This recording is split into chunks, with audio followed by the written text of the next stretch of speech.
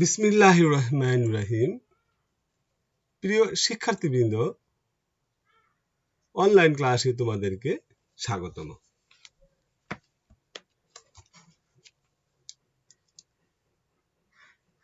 বিখ্যাত পণ্ডিত উইলিয়াম ল্যাংলেটের একটি বাণী তোমাদেরকে আমি জানাতে চাচ্ছি। তিনি বলেছেন, যেখানে পরিশ্রম নেই সেখানে সাফল্য নেই। সেই জন্য হয়তো বলা হয়েছে পরিশ্রমী সাফল্যের চাবিকাঠি।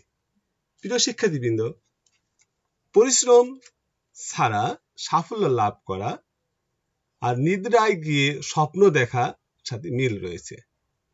তুমি যদি স্বপ্ন যাত্রায় এগিয়ে যেতে চাও, তোমাকে জেগে জেগে স্বপ্ন যাত্রার দিকে এগিয়ে যেতে হবে।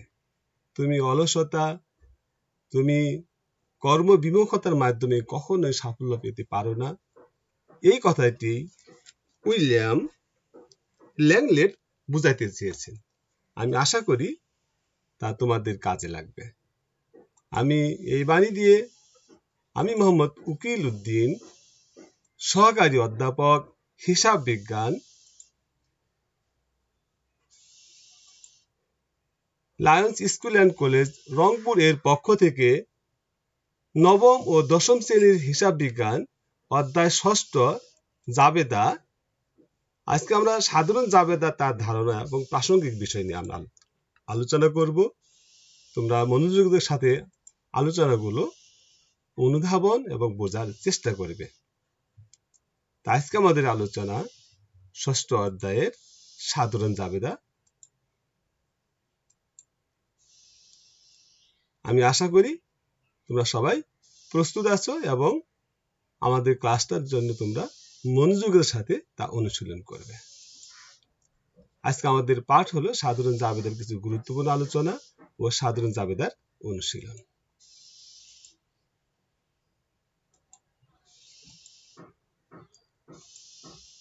এই পাঠ শেষে প্রিয় শিক্ষার্থীরা বিভিন্ন প্রকার জাবেদার নিয়ম কানুন তোমরা যেমন জানতে পারবে। জাবেদাকরণের ক্ষেত্রে কোন হিসাবটি লিখতে হবে তার সম্পর্কে তোমরা জানতে পারবে।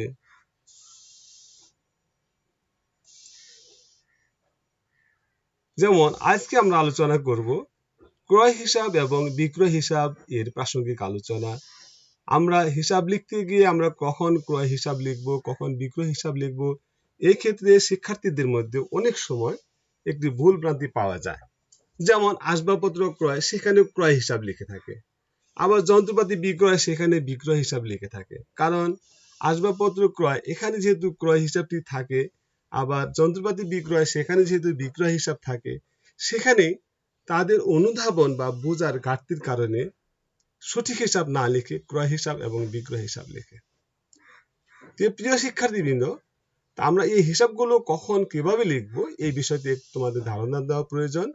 সেই ধারণা দেওয়ার উদ্দেশ্যে আমি আজকে আলোচনা করতে শুরু করছি। যেমন ক্রয় হিসাব ও বিক্রয় হিসাব, আমাদের জাবেদার মধ্যে এই হিসাব দুইটি সবচেয়ে বেশি সংগঠিত হয়ে থাকে। একটি ব্যবসায় প্রতিষ্ঠানের এই হিসাব দুইটি সবচেয়ে বেশি হয়ে থাকে। এখন আমরা এই বিষয়টি নিয়ে আলোচনা করতে চাইছি। দেখো, বিক্রয়ের উদ্দেশ্যে কোনো বস্তু ক্রয় করা হলে তাকে পণ্য বলা হয়। তাহলে পণ্য কাকে বলে? বিক্রয়ের উদ্দেশ্যে যদি কেউ কোনো কিছু কিনে, ওই বস্তুটাকে বলা হবে পণ্য। আর এই পণ্যটি তোমরা নিশ্চয় জানো, আমার রস্যই অক্ষরটি না আসার কারণে আমরা এখানে ড্যাশ ব্যবহার করেছি, এখানে এই আসবে।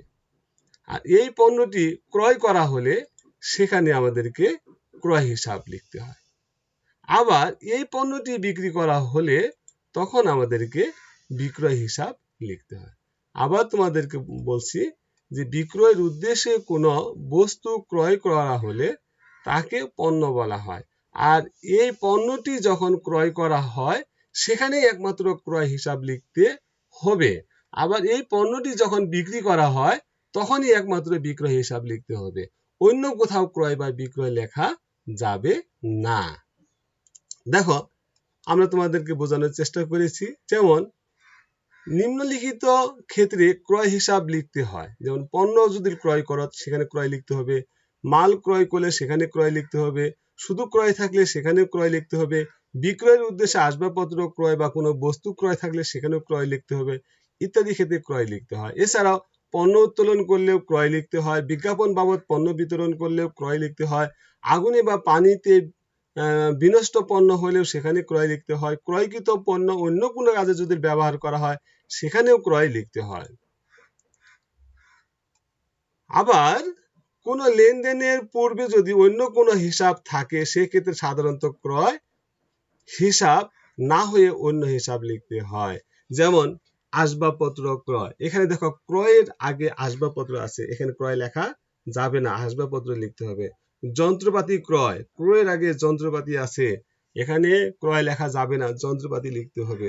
মণিহারি ক্রয়, ক্রয়ের আগে মণিহারি আছে, এখানে ক্রয় লেখা যাবে না, মণিহারি হিসাব লিখতে হবে। এই লাইন দিয়ে তা বোঝানোর চেষ্টা করা হয়েছে। আমি আশা করি তোমরা বারবার অনুশীলন করবে এবং বিষয়টি গুরুত্বের সাথে তোমরা নেবে। অনুরূপভাবে বিক্রয়ের পূর্বে অন্য কোনো হিসাব দেওয়া থাকলে সেখানে বিক্রয় হিসাব না হয়ে ওই হিসাবটি হয়ে থাকবে।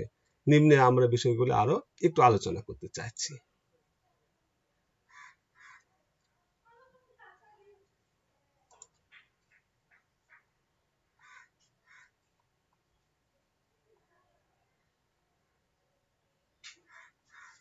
দেখো আমরা কিছু জাবেদার উদাহরণ দিয়েছি, যেমন পণ্য ক্রয়, মাল ক্রয়, চেকে ক্রয়,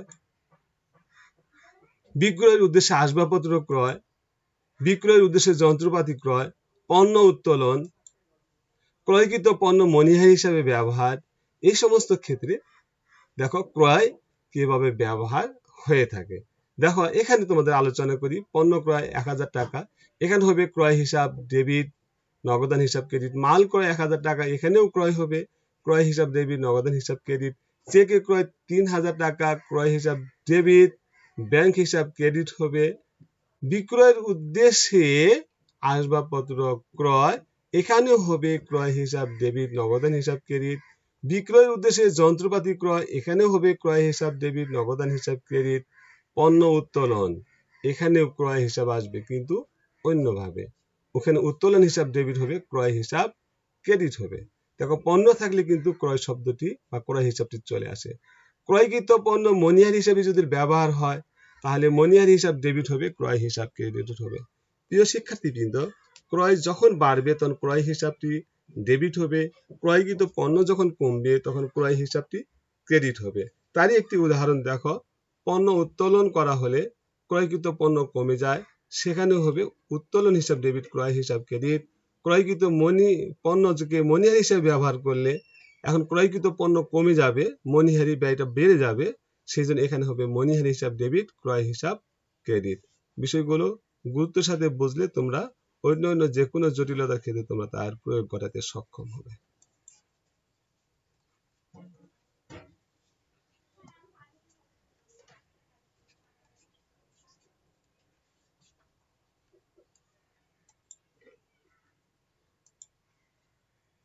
আমরা আরো কিছু লেনদেন দিয়েছি। আগুনে বিনষ্ট পণ্য, সরি এখানে ক্রয়টা হবে না, আগুনে বিনষ্ট পণ্য, এখানে হবে বিবিধ ক্ষতি হিসাব ডেবিট, ক্রয় হিসাব ক্রেডিট। ক্রয়কৃত পণ্যকৃত ক্রয় বা ক্রয়কৃত পণ্য দালান কোঠা নির্মাণ কাজে ব্যবহার, ক্রয়কৃত পণ্য দালান কোঠা নির্মাণ কাজে ব্যবহার করা হলে দালান কোঠা হিসাব ডেবিট হবে, ক্রয় হিসাব ক্রেডিট হবে। দেখো 10 নম্বরে আমাদের লেখা আছে আসবাবপত্র ক্রয়, ক্রয়ের আগে আসবাবপত্র আছে, সেই জন্য এখানে ক্রয় না লিখে আসবাবপত্র লিখতে হবে। এখানে লিখতে হবে আসবাবপত্র হিসাব ডেবিট, নগদান হিসাব ক্রেডিট। দেখো শিক্ষার্থীরা, এখানে কিন্তু ক্রয় লেখার পরেও কিন্তু ক্রয় হিসাব আসবে না, এখানে আসবাবপত্র হিসাব আসবে। সেজন্য এই বিষয়গুলো তোমাদেরকে জানতে হবে। অনেক শিক্ষার্থীরা ভুল করে এখানে কি লেখে, ক্রয় হিসাব ডেবিট, নগদান হিসাব ক্রেডিট। দেখো জাবেদাটা ভুল হয়ে যাবে। দেখো আসবাবপত্র ক্রয় যেহেতু আছে, ক্রয়ের আগে আসবাবপত্র আছে, তোমাকে আসবাবপত্র ধরতে হবে। আসবাবপত্র হিসাব ডেবিট, নগদান হিসাব ক্রেডিট। অনুরূপভাবে যে মণিহারি ক্রয় আছে, ক্রয়ের আগে মণিহারি আছে, এবার ক্রয় লেখা যাবে না, মণিহারি লিখতে হবে। তাহলে মণিহারি হিসাব ডেবিট আর ক্রয় হিসাব মণিহারি হিসাব ডেবিট, নগদান হিসাব ক্রেডিট। অনুরূপভাবে পণ্য বিক্রয়, এখানে বিক্রয় আসবে, নগদান হিসাব ডেবিট, বিক্রয় হিসাব ক্রেডিট। মাল বিক্রয়, এখানেও নগদান হিসাব ডেবিট, বিক্রয় হিসাব ক্রেডিট। আসবাবপত্র বিক্রয়, দেখো এখন বিক্রয়ের আগে আসবাবপত্র আছে, এবার বিক্রয় লেখা যাবে না, নগদান হিসাব ডেবিট হবে, আসবাবপত্র হিসাব ক্রেডিট হবে, এখানে আসবাবপত্র লিখতে হবে। অনুরূপভাবে বিক্রয়ের উদ্দেশ্যে ক্রয়কৃত যন্ত্রপাতি বিক্রয়। এবার দেখো বিক্রয়ের উদ্দেশ্যে যেহেতু যন্ত্রপাতি কেনা হয়েছিল সেই যন্ত্রপাতি যেহেতু বিক্রয়, এবার আবার বিক্রয় লিখতে হবে, নগদান হিসাব ডেবিট, বিক্রয় হিসাব ক্রেডিট। প্রিয় শিক্ষার্থীবৃন্দ, আমরা তোমাদের লেনদেনের সাথে তার জাবেদা বা ডেবিট ক্রেডিট নির্ণয় বিষয়গুলো আলোচনা করেছি এবং জাবেদার ছকের মাধ্যমে তার পুনঃ আলোচনার জন্য তোমাদেরকে সমাধান দেওয়া হলো, তোমরা সমাধানটি লক্ষ্য করো।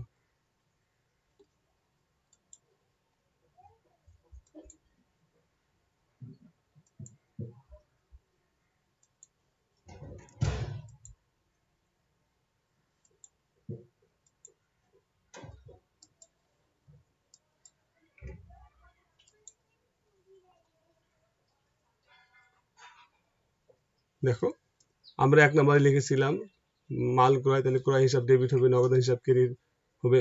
তারপরে ছিল পণ্য ক্রয়, ক্রয় হিসাব ডেবিট, নগদান হিসাব ক্রেডিট। তারপর আমাদের বিক্রয়ের উদ্দেশ্যে আসবাবপত্র ক্রয়, ক্রয় হিসাব ডেবিট, নগদান হিসাব ক্রেডিট।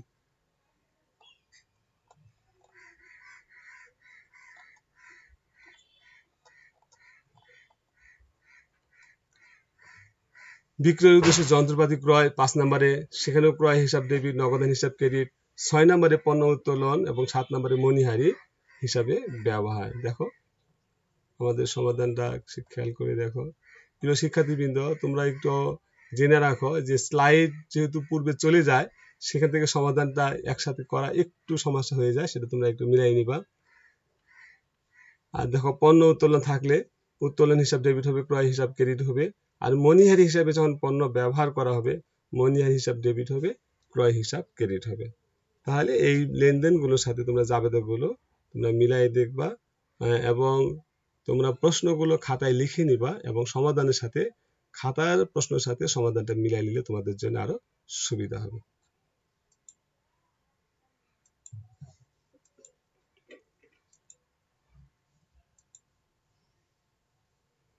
প্রিয় শিক্ষার্থীবৃন্দ, দেখো 8 নম্বরে ছিল আগুনে বিনষ্ট পণ্য, এখানে ক্রয়কৃত পণ্য কমে যাবে, বিবিধ ক্ষতি ডেবিট, ক্রয় হিসাব ক্রেডিট। দালানকোঠা নির্মাণ কাজে ক্রয়কৃত পণ্য ব্যবহার, দালানকোঠা হিসাব ডেবিট, ক্রয় হিসাব ক্রেডিট। এখানে লেখা ছিল 10 নম্বরে আসবাবপত্র ক্রয়, এখানে ক্রয় হয় নাই, কি হবে আসবাবপত্র। ক্রয়ের পূর্বে যেহেতু আসবাবপত্র আছে সেই জন্য হবে আসবাবপত্র হিসাব ডেবিট, নগদান হিসাব ক্রেডিট। 11 নম্বর ছিল মণিহারি ক্রয়, ক্রয়ের পূর্বে ছিল মণিহারি, সেই জন্য ক্রয় হবে না, কি হবে মণিহারি হিসাব ডেবিট, নগদান হিসাব ক্রেডিট। 12 নম্বর ছিল বিক্রয় বা পণ্য বিক্রয়, সেখানে হবে নগদান হিসাব ডেবিট, বিক্রয় হিসাব ক্রেডিট। 13 নম্বর ছিল মাল বিক্রয়, সেখানে হবে নগদান হিসাব ডেবিট, বিক্রয় হিসাব ক্রেডিট। 14 নম্বর ছিল আসবাবপত্র বিক্রয়, সেখানে হবে নগদান হিসাব ডেবিট, আসবাবপত্র হিসাব ক্রেডিট। এখানে বিক্রয় হিসাব আসেনি, কেন আসেনি? বিক্রয়ের আগে আসবাবপত্র ছিল। আবার 15 নম্বর ছিল বিক্রয়ের উদ্দেশ্যে ক্রয়কৃত যন্ত্রপাতি বিক্রয়, যেহেতু বিক্রয়ের উদ্দেশ্যে ক্রয়কৃত যন্ত্রপাতি বিক্রি করা আছে, এখানে বিক্রয় হিসাবটি আসবে, সেই জন্য হবে নগদান হিসাব ডেবিট, বিক্রয় হিসাব ক্রেডিট। প্রিয় শিক্ষার্থীবৃন্দ, আমি মনে করি ক্রয় এবং বিক্রয় সংক্রান্ত তোমাদের ভুল হওয়ার সম্ভাবনা কম থাকবে যদি তোমরা এই বিষয়গুলো আয়ত্ত করতে সক্ষম হও।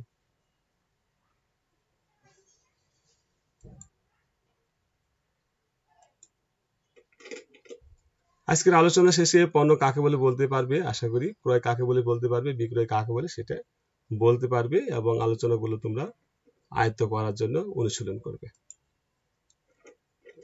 তোমাদের জন্য আজকের আলোচনার উপর ভিত্তি করে তোমাদের কিছু জাবেদা দেওয়া হয়েছে, সেই জাবেদাগুলো তোমরা খাতায় করে নিবা।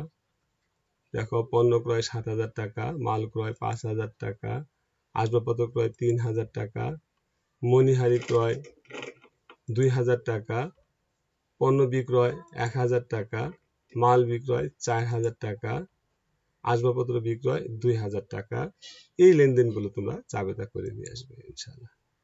জমি বিক্রয় 2,000 টাকা।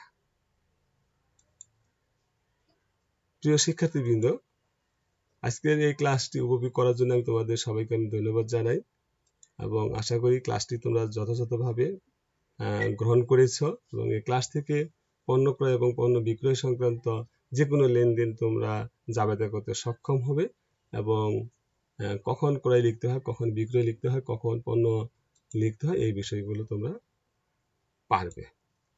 আমি আজকের ক্লাসটি করার জন্য তোমাদের সবাইকে ধন্যবাদ জানাই এবং আশা করি আগামী ক্লাসের জন্য এই ক্লাসগুলো তোমরা পড়ে নিবে। তোমাদের সবাইকে ধন্যবাদ জানাই, সুস্বাস্থ্য কামনা করে এখানে ইতি টানছি। আল্লাহ হাফেজ, আসসালামু আলাইকুম।